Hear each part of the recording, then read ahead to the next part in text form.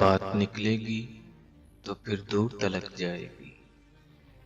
लोग बेवजह उदासी का सबब पूछेंगे, ये भी पूछेंगे कि तुम इतनी परेशान क्यों हो, जगमगाते हुए लम्हों से गुरेज़ां क्यों हो।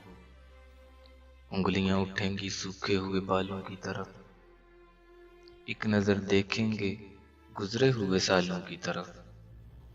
चूड़ियों पर भी कई तंज किए जाएंगे, कांपते हाथों पे भी फिक्रे कसे जाएंगे। फिर कहेंगे हंसी में भी खफा होती हैं, अब तो रूही की नमाजें भी कज़ा होती हैं।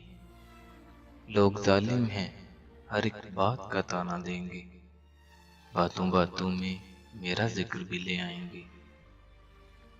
उनकी बातों का जरा सा भी असर मत लेना, वरना चेहरे के तासुब से समझ जाएंगे।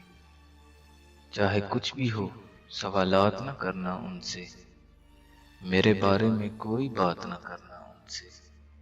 बात निकलेगी तो फिर दूर तलक जाएगी, बात निकलेगी तो फिर दूर तलक जाएगी।